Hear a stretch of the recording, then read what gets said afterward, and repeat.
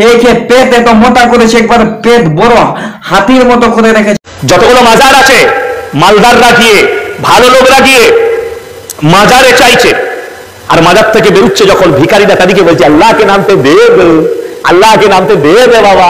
হ্যাঁ তুই চাইছিস মাজার, আর ভিখারি চাইছে তোর কাছে।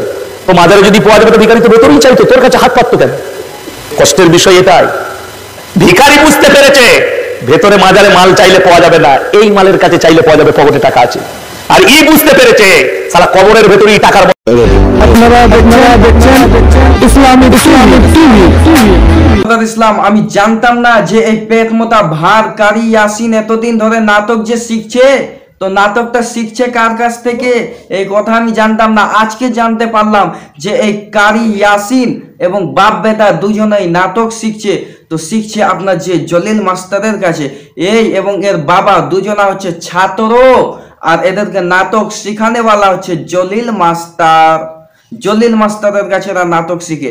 এই হারামখোর কওমে লুত, ওনার পুরো ডিটেলস আছে। ও হচ্ছে কওমে লুত মালাউন মারদুদ, মর গিয়া মারদুদ দুয়ানা দারুদ। ইয়া মারদুদ দুয়ানা দারুদ কোনো কিছুই না। ব্রাদার ইসলাম, যদি মাজারের মধ্যে যে কিছু পাওয়াই না যেত, আমরা মাজারের মধ্যে যে কোনো কিছু চাইতে যাই না।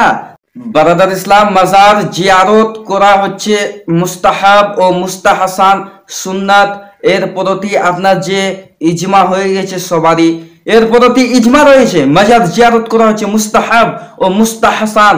কোন ভারের কথা শুনে আপনারা মাজার জিয়ারত করা বাদ দিবেন না মুসলমান। সোনা দাও, চাঁদি দাও, টাকা দাও, আরো কিছু দাও, আমরা চাইতে যাই না, আমরা মাজারের মধ্যে যাই। আমি নিজে মাজারের মধ্যে যাচ্ছি তো জিয়ারত করার জন্য যাচ্ছি, চাইবার জন্য নয় মুসলমান।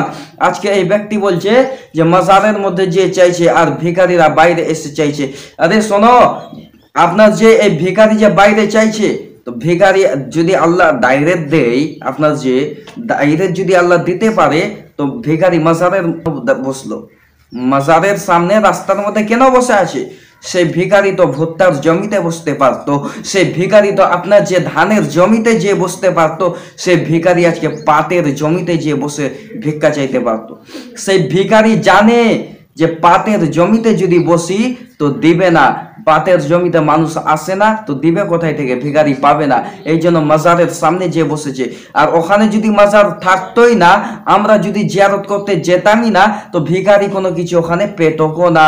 ভিখারি জানে, এই জন্যই তো ভিখারি সেখানেতে বসেছে মুসলমান। নাহলে সেই ভিখারি আপনার যে পাটের ভুঁয়ে বসতে পারতো, ধানের জমিতে বসতে পারতো, সেই ভিখারি আজকে আপনার যে ভুট্টার ভুঁয়ে যে বসে যেতে পারতো মুসলমান।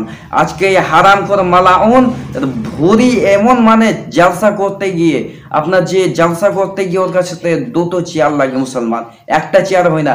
খেয়ে খেয়ে পেট এত মোটা করেছে, একবার পেট বড় হাতির মতো করে রেখেছে মুসলমান। একবারে দেখলে মনে হবে বর্তমান যুগের ছোট হাতি। আহলে হুদ্দুস মানে বিনোদন, আহলে হুদ্দুস মানে হচ্ছে বিনোদন।